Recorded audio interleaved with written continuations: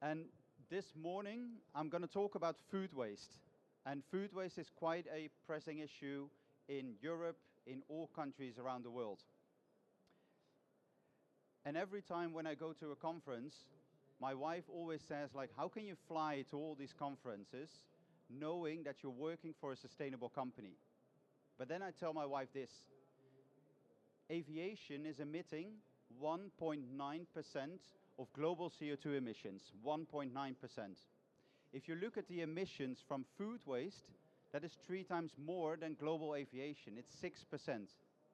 There I don't say that we still need to fly everywhere, because it is not good, but flying is very visible. But actually food waste is the big brother of aviation in terms of CO2 emissions. So let's crunch that number. If you bring 1 kilo of food waste to a landfill where it rots, that emits the same amount of CO2 emissions as landfilling 25,000 bottles of plastic. So 1 kilo of food waste, 25,000 bottles of plastic. And that's insane. And for a business, that is not only an environmental issue, it is a financial issue as well. Because these businesses, they throw away their food waste. And in the end, with upcoming legislations, businesses are being held accountable for what they do with their food waste. And if, as a business, you are not compliant to these European regulations, it will not only be a financial risk, but it will also be a reputational risk. And we have much more critical governments with new regulations, and also there is much more transparency among customers. They want to know what your business is doing. And also in terms of your CO2 emissions, they want to know how you treat your waste. And as a company, if you don't perform well, if you keep doing the status quo of dumping your food waste to a landfill or bringing it to an incinerator, in the end you will lose your competitive edge. And then you are left behind by your competitors who are trying to valorize their food waste. Good. Another topic. Let's talk sustainable fertilizer. This photo I took a couple of years ago in a conference in Egypt. These gardens are being fertilized with chemical fertilizer. It's great for growing plants, but it's devastating for the soil. So what happens, for example, in the Netherlands? We use chemical fertilizer on agricultural land. Then after harvest, we take away all the crops, take away all the cover crops, and only what's being left there is bare sand. And when it's raining, then all the nutrients, they leak away. And then you get this, a nutrient runoff. In the topsoil, there are most of the nutrients, but when there are no cover crops, and when you keep using chemical fertilizer, then during heavy rains, all these nutrients run off in waterways. That's what we see in the Netherlands. It's a beautiful country, but all our water is polluted. So we need to switch away from synthetic fertilizers. And why? Because if you apply synthetic fertilizer to your soil, all the microbes in that soil, they eat the organic matter. That means, as a farmer, you need to apply every year more chemical fertilizer to your soil to get the same yields. So in the end, it is a devastating product. The advantage of using a natural fertilizer, for example, a natural fertilizer from food waste, is it improves the soil fertility. And it is really good to enhance the soil structure, which is not being done by chemical fertilizer. And it increases the water retention capacity, which means as a farmer, you need to have less irrigation water because the water is holding better in the soil. It also suppresses soil-borne diseases, and it is a very slow release source of nitrogen. Good. What are the legal implications around food waste?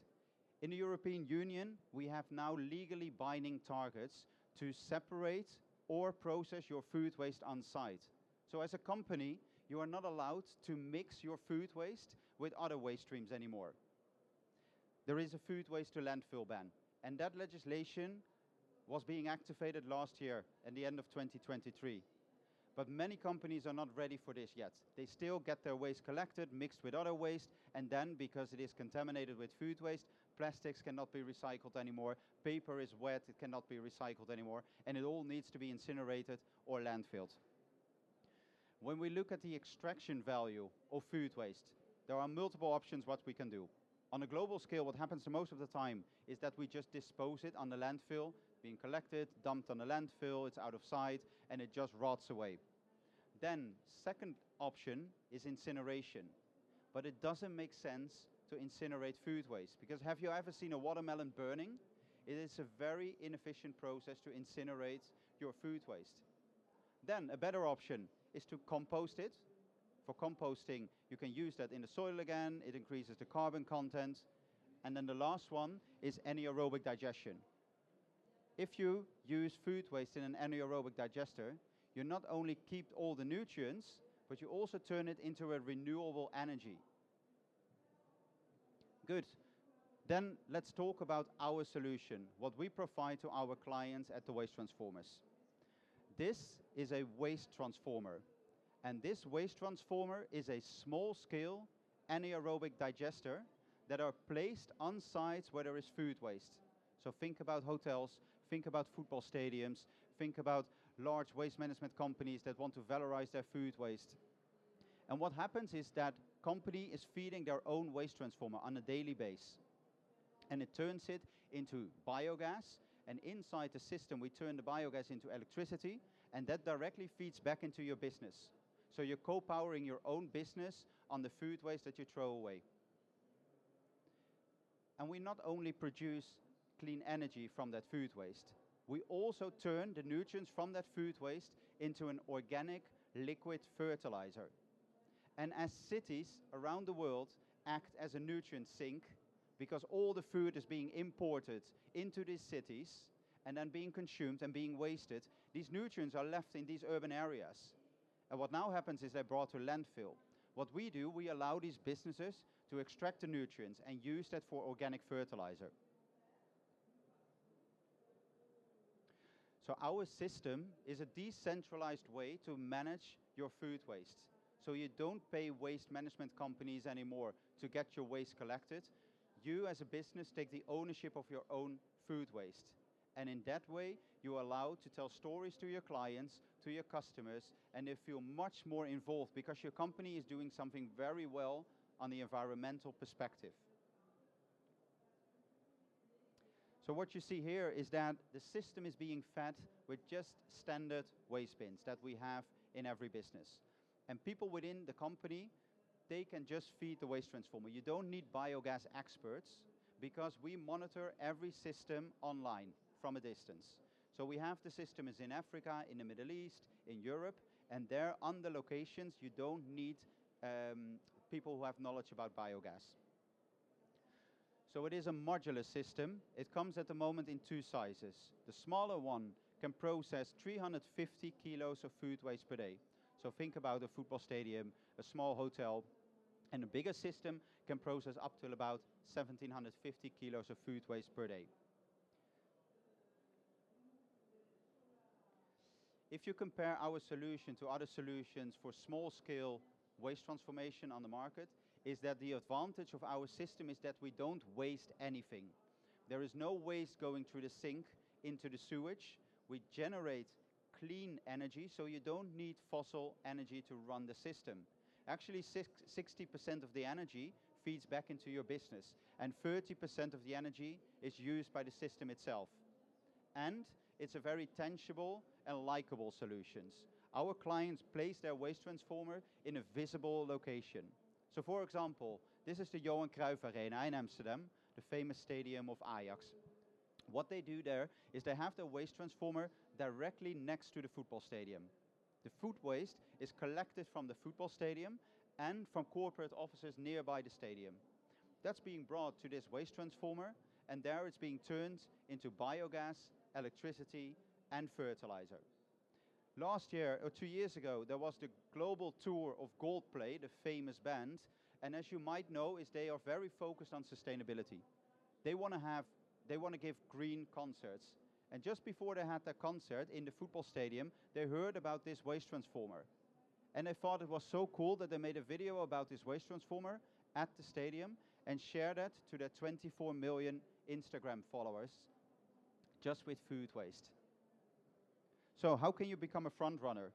When we look at this system and we compare it to the current status quo of landfilling your food waste or bringing your food waste to an incinerator or bring it to large-scale anaerobic plants, we have done a life cycle analysis.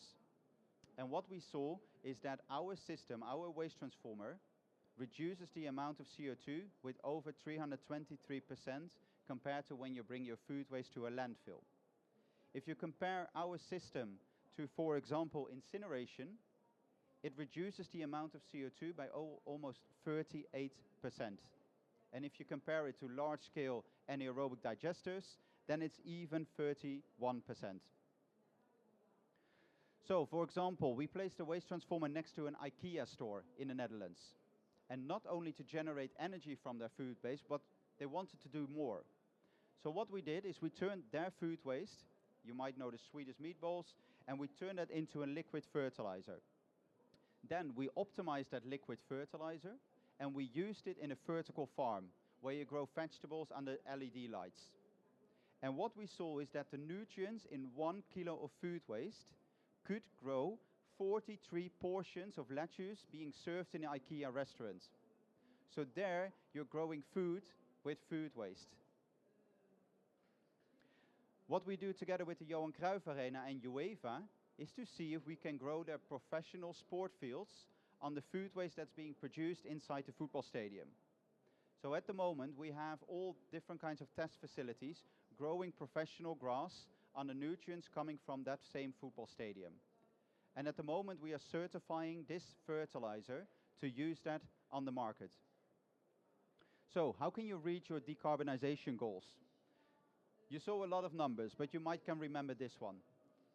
If you process 1 kilo of food waste inside a waste transformer, and you generate renewable energy from it, replacing your fossil energy, you'd stop the transportation of your food waste, and you replace chemical fertilizer by the fertilizer coming from your own food waste, you can save up to 5.11 kilos of CO2 for every 1 kilo that's being fed into your waste transformer.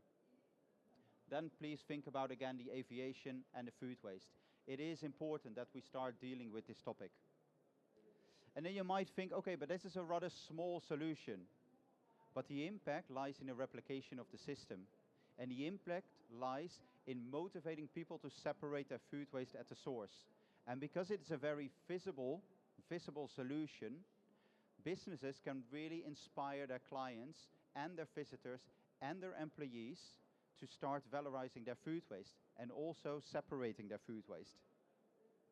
So, you might think, what's in it for me if I have a waste transformer? It can solve one of your biggest CO2 emitters, which is on the one hand food waste being produced in companies and energy. And secondly, you turn an ongoing cost into revenue streams. Thirdly, you can use this for on-site storytelling, because people like the idea that a company is doing something valuable, but you don't take away the experience because people need to be more sustainable. It's also the very tangible and likable solution, and you can place it in a very visible location. It's small, it's compact. And as a company, you are ready for European food waste legislation. So my final question to you is, who wants to join these global leaders who are transforming their food waste on-site in clean energy, fertilizer, and decarbonize their food waste management? So, who wants to be a waste transformer? Thank you.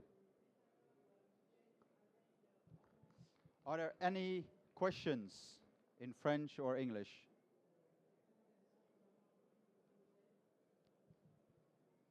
You need to talk very loudly. How do you transform the biogas into electricity? So inside the waste transformer, there is a gas cleaning system. So we take out the water, we take out the trace gases, we all filter that out. Then it's being pumped into a CHP, combined heat and power, and that engine turns it into electricity and heat. Yeah. And with the same heat that we generate by the CHP, we pasteurize the fertilizer on 70 degrees to make it legislation proof. Yeah. Thank you. Do you have other questions from the room? Okay, thank you for your attention. And then I think we have the next speaker on stage.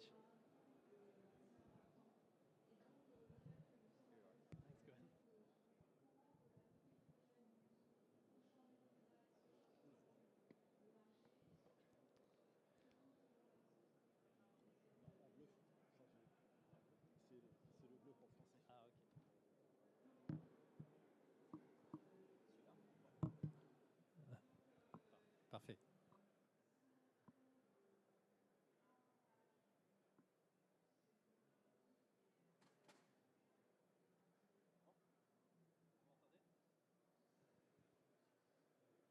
Vous m'entendez? Ah, ok. Parfait.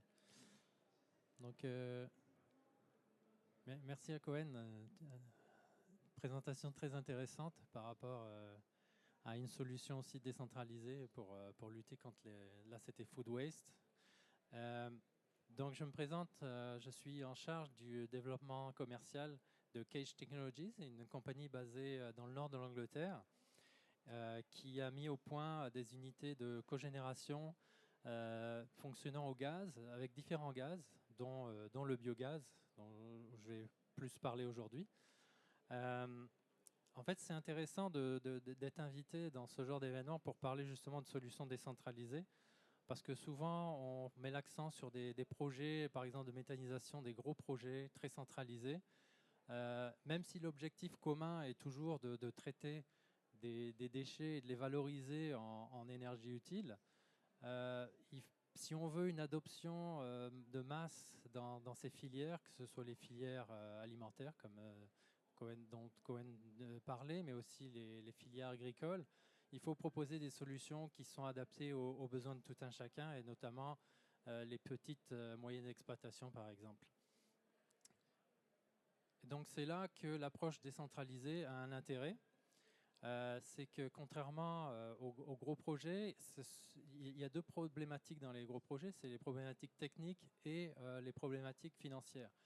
Donc les projets sont beaucoup plus abordables au niveau du coût, de la mise en place plus facile, mais aussi au niveau de la maintenance techniquement, pas seulement au niveau de l'installation, mais de la maintenance. Et ça, c'est vraiment important parce que souvent on se retrouve dans des systèmes beaucoup trop complexes qui sont difficiles à mettre ensuite à maintenir sans avoir des équipes assez importantes spécialisées. L'intérêt ici, il y a différents, vous voyez sur la droite, différents types d'installations, que ce soit des solutions containerisées ou des solutions avec des digesteurs anaérobiques ou des fosses à lisier. L'intérêt de tout ça, c'est que il y a tellement de solutions qu'on peut toujours trouver l'adapter par rapport aux besoins de chaque site, que ce soit en fonction déjà de l'application, est-ce que c'est plutôt urbain comme les déchets alimentaires ou plutôt rural comme les déchets agricoles. Il y a aussi au niveau de la place, selon la place disponible. Donc tous ces paramètres-là font en sorte qu'on peut se retrouver avec une solution qui va fitter. Mais le point commun de tout ça, c'est que souvent l'intérêt, ça va être de générer tout ou partie de l'énergie localement et de l'utiliser localement, donc d'avoir une autoconsommation. Donc ça, c'est un des intérêts qui est intéressant par rapport à cette approche décentralisée. Je voudrais juste parler un peu de la réglementation en général. Donc il y a quand même au niveau global, au niveau mondial, une conscience qu'il faille lutter un peu contre les émissions fugitives de méthane. Dans des juridictions, en Europe beaucoup, mais même aux États-Unis, par exemple en Californie, il y a une forte réglementation qui pousse les installations laitières notamment à réduire leurs émissions de méthane. Il faut savoir que le méthane a une capacité de réchauffement de 28 fois supérieure au CO2 sur 100 ans. Donc c'est quand même non négligeable. Et donc, si on regarde, si on prend un exemple très simple, qui est, par exemple, si on regarde par rapport à une vache, ce qu'elle peut produire, l'équivalent de ce qu'on peut produire en biogaz, qui est à peu près de 0,9 mètres cubes, bon, si on prend cette donnée-là, il y a un double bénéfice. C'est non seulement on va déplacer 3 tonnes, plus de 3 tonnes de CO2 par an, mais en plus, on va générer plus de 500 kWh d'électricité, juste pour une vache par année. Donc c'est intéressant. Et je voulais juste mentionner par rapport à ça, au Royaume-Uni, il y a une réglementation en cours qui est que toutes les installations agricoles qui ont des fosses à lisier doivent les couvrir d'ici 2027. Donc une fois que c'est couvert, ben, vous générez votre biogaz, donc autant l'utiliser tant qu'à faire pour le transformer en énergie utile. Donc, juste pour présenter un peu la technologie qu'on a mis au point chez Cage. Donc, tous nos ingénieurs sont des motoristes à la base qui viennent de l'industrie automobile généralement. Donc, ce qu'on a mis au point, c'est en fait à l'intérieur de l'unité de contrôle du moteur pour optimiser la combustion à l'intérieur de la chambre de combustion du moteur. Et donc, c'est pour ça qu'on est capable de fonctionner avec plusieurs types de gaz. Et l'intérêt, c'est qu'on optimise le rendement du moteur et on réduit au maximum les émissions. L'intérêt, bon, là je vais plus parler du biogaz aujourd'hui, c'est que notre système fonctionne avec du biogaz brut, donc pas besoin de transformation. On est capable de fonctionner avec du biogaz qui descend jusqu'à 40% de méthane à l'intérieur seulement. Donc il n'y a pas besoin de l'enrichir pour fonctionner avec. L'intérêt aussi, c'est qu'on s'adapte aux variations de la composition du gaz. Et ça, c'est vraiment très important dans les applications de valorisation de déchets, parce que généralement, dans les gros systèmes, lorsque vous avez par exemple une grosse usine de biométhanisation, généralement, vous avez le stockage du gaz est très important. Donc, comme le volume est très important, même si vous avez une variation à l'entrée de la composition du gaz, vous ne le voyez pas trop, en fait, finalement, dans l'ensemble. Vous allez rester sur la moyenne. Mais dans les petits systèmes, vous avez des fortes variations qui font que les unités, généralement, les génératrices, n'aiment pas trop ça, ce genre de variation. Nous, c'est un petit peu là-dessus qu'on s'est bâti. Sur le fait qu'on s'adapte aux variations. Et en sortie aussi, on s'adapte très rapidement, notre alternateur s'adapte très rapidement aux variations de la demande en sortie, quoi, le changement de charge. Donc au niveau des applications en fait, qui sont pertinentes pour avoir des génératrices ou des unités de cogénération, au niveau de la valorisation énergétique des déchets, ben, on a toutes les applications, tout le marché agricole qui est vraiment un marché primordial pour nous, où on a déjà fait quelques tests et des projets au Royaume-Uni et aussi en Afrique, notamment pour les fermes laitières, mais aussi porcines. Mais il y a aussi également ce dont parlait un peu Cohen avant, c'est-à-dire la gestion des déchets alimentaires, dans laquelle aussi on peut intégrer nos unités pour générer de l'électricité et aussi générer de la chaleur, parce que ça peut être réutilisé pour optimiser le digesteur lui-même. Mais également, il ne faut pas oublier toute la chaîne de gestion des déchets. On est en train de réaliser 2 projets pilotes en Angleterre, un avec un site d'enfouissement, où on utilise le gaz d'enfouissement pour générer de l'électricité, et un autre avec une usine de recyclage d'aérosols. Et dans cette usine-là, en fait, il y a un gaz résiduel qui vient de ce process de recyclage, et on est capable d'utiliser directement ce gaz pour générer de l'électricité. Donc ça sauve 2 choses pour cette usine. C'est d'une part, ils sauvent un peu sur leur facture d'électricité, mais aussi ils payent un prix assez important pour pouvoir se débarrasser de ce gaz qui est ensuite exporté vers d'autres sites pour être recyclé. Donc autant l'utiliser à ce moment-là. Je ne veux pas parler trop de ce qu'il y a à droite qui concerne plus les autres types d'applications pour notre autre produit qui parle des autres gaz. Mais en général, en fait, dans tout micro-réseau, on peut intervenir si vous avez une source de gaz, que ce soit hydrogène, propane, etc. Donc notre solution est adaptée quand même aux petites et moyennes installations. C'est vraiment cet aspect décentralisé sur lequel je veux réinsister. Nous, on s'est concentré sur fabriquer des petites génératrices en dessous de 50 kW. C'est vraiment notre marché.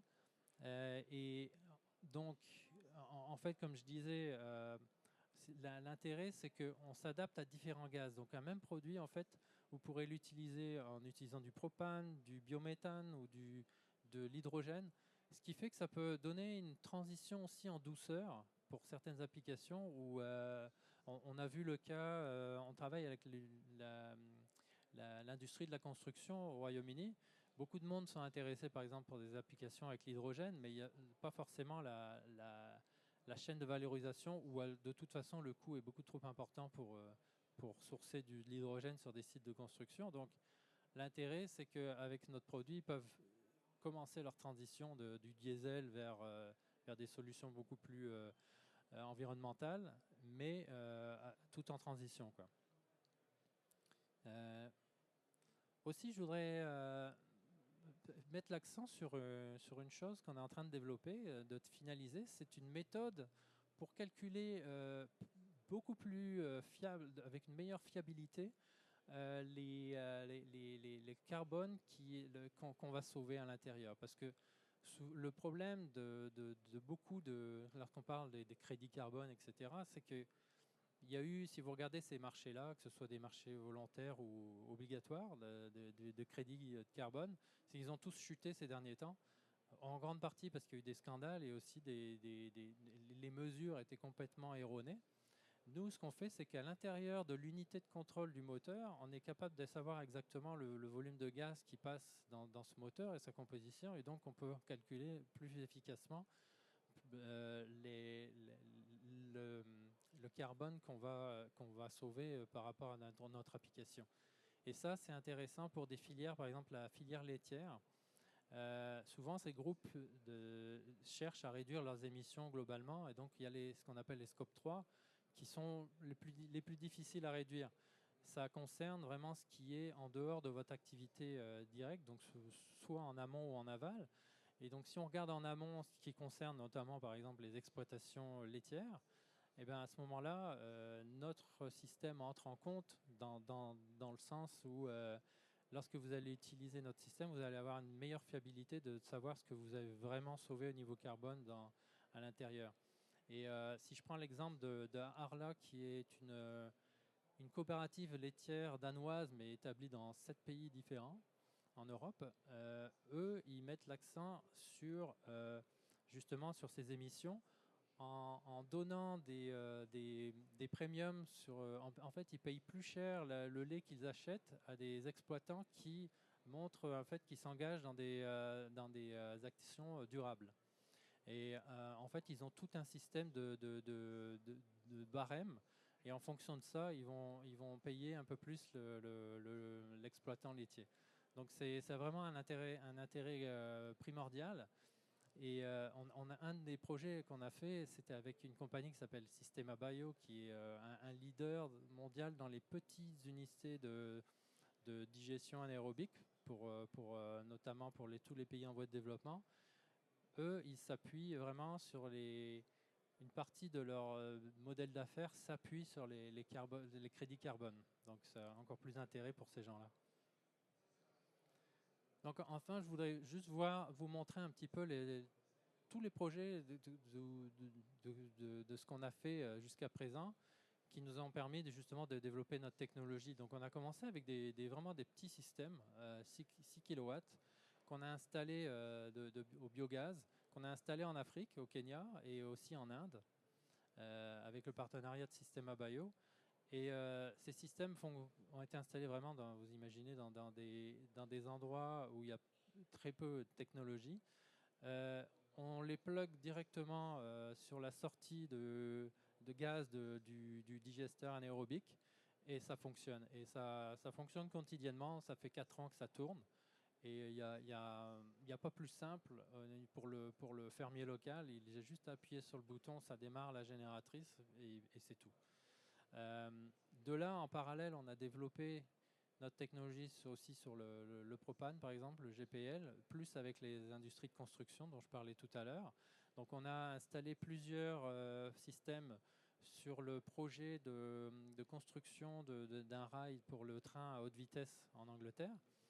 Et donc ça a été testé par différentes compagnies de construction, soit en tant que génératrice, soit à l'intérieur de cabanes de chantier, comme vous pouvez voir, pour les alimenter en puissance, mais aussi en eau chaude. Et en parallèle, on a aussi développé notre technologie pour l'hydrogène. Et avec tout ça, on a tout combiné et on a fait maintenant, on a un produit qui est une génératrice qui peut prendre plusieurs fuels, comme je parlais avant. Et juste pour donner un exemple, c'est que l'image que vous voyez au milieu, à peu près en bas, c'est le système qui alimente notre bureau et notre petit atelier en Angleterre, qui en fait utilise une de nos génératrices au propane et des batteries. Et en fait, nous, on recharge nos batteries et les batteries alimentent notre bureau. Donc c'est quand même assez simple et ça fonctionne tous les jours comme ça. Donc voilà, c'est pas mal ce qu'on fait. Donc n'hésitez pas à nous rendre visite. Nous, on expose au salon, au pavillon britannique qui est un peu plus par là-bas, vers l'entrée. Donc n'hésitez pas à nous rendre visite. Vous pouvez aussi scanner le code QR qui est là. Également, maintenant, on s'intéresse justement au marché français après avoir fait nos preuves en Angleterre. Et nous avons notre partenaire ici, Flux Generator, qui est basé dans la région de Pau. Donc on est là sur le salon, n'hésitez pas à nous rendre visite. Voilà, si vous avez des questions.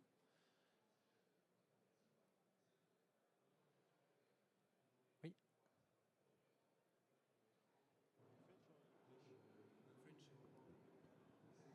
Bonjour. Bonjour. J'ai raté le début, mais j'avais une question. Moi, je fais partie d'une coopérative agricole en Bretagne. Oui. Quels sont les rendements des génératrices là? Est-ce que vous n'avez pas parlé de la valorisation de la chaleur, mais bon, c'est 30%, j'imagine, sur les petites puissances comme ça? Oui, on est à 30% au niveau de l'électricité, et puis on est à peu près à 40%, 40-50% au niveau de la chaleur, quoi. Et ouais. Donc ça vous donne un peu, par exemple, notre génératrice à 14 kVA, elle est à 0,8 mètres cubes de biogaz par kilowattheure généré. À 50% de méthane. Mais à 60%, on est à plus à 0,6 en fait. Et vous êtes associé pour développer sur le marché français à un fabricant de micro-méthaniseurs ou pas? Non, en fait, on a travaillé avec certains. Donc, on a plusieurs partenaires. Disons qu'on s'intègre. Notre intérêt, c'est que notre solution, elle s'intègre facilement dans les systèmes intégrés, comme ce qui a été présenté avant. Et donc, on est associé avec quelques-uns, mais on n'a pas d'association exclusive pour l'instant avec l'un ou l'autre. Mais on peut très rapidement. En fait, notre intérêt, c'est d'arriver et on est capable de proposer des solutions, de faire une proposition très rapide avec selon les specs que vous nous donnez en fait en entrée, quoi. Ok, merci. Merci.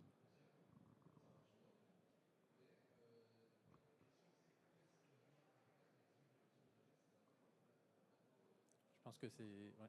Il n'y a pas d'autres questions, j'ai l'impression. Donc merci beaucoup en tout cas.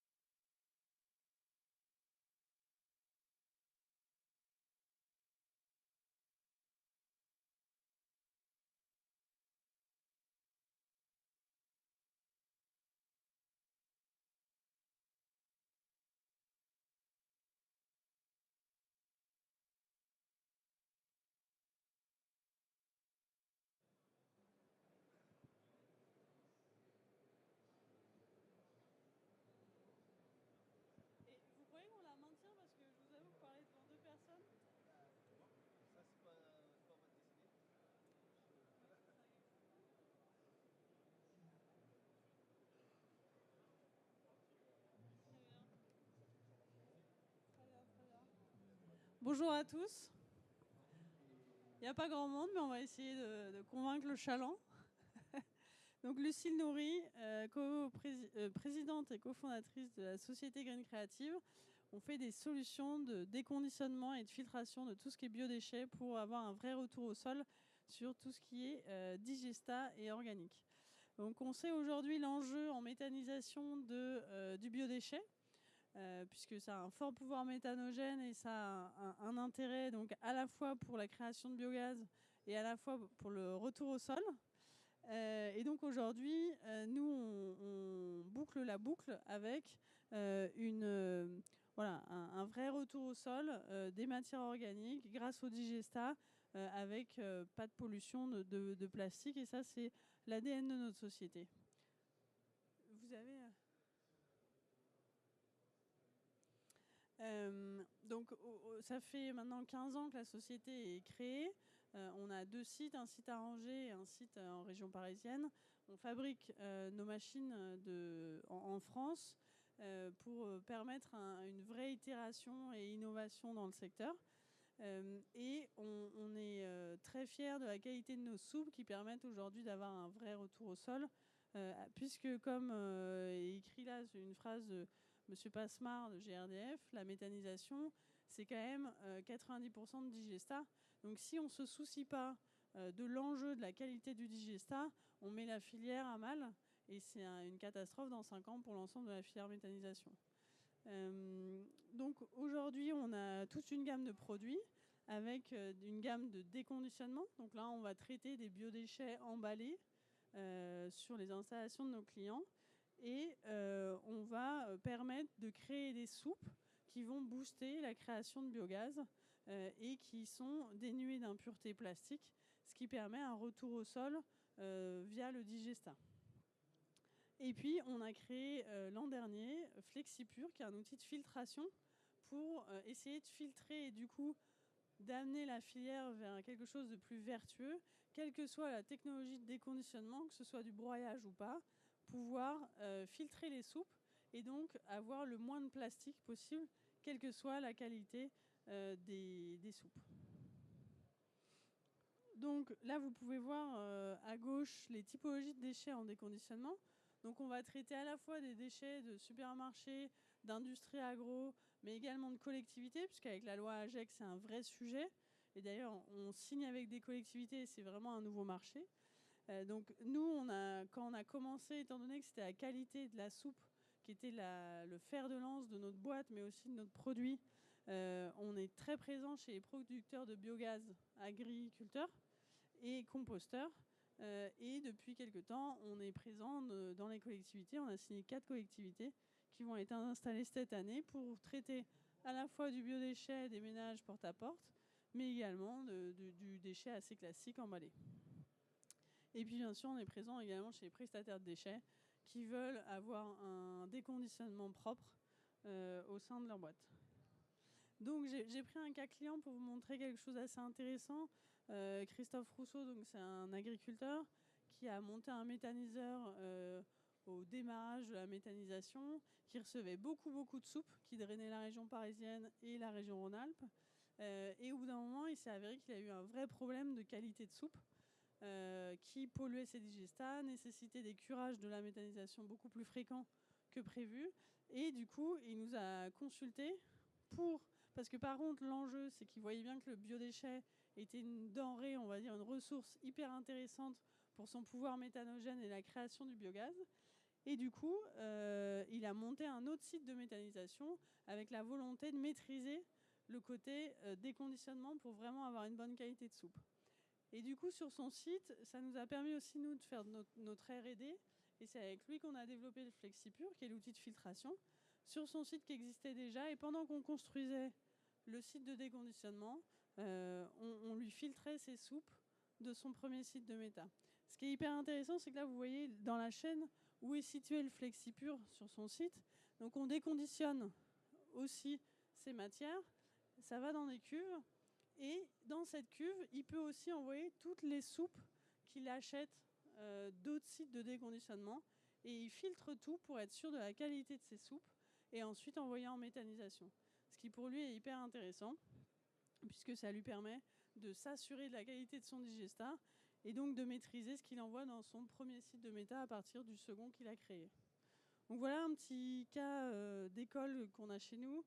Donc aujourd'hui, on est une vingtaine de personnes chez Green Creative. On a une 60aine de références en France. On est également présent en Suisse, en Pologne et en Australie.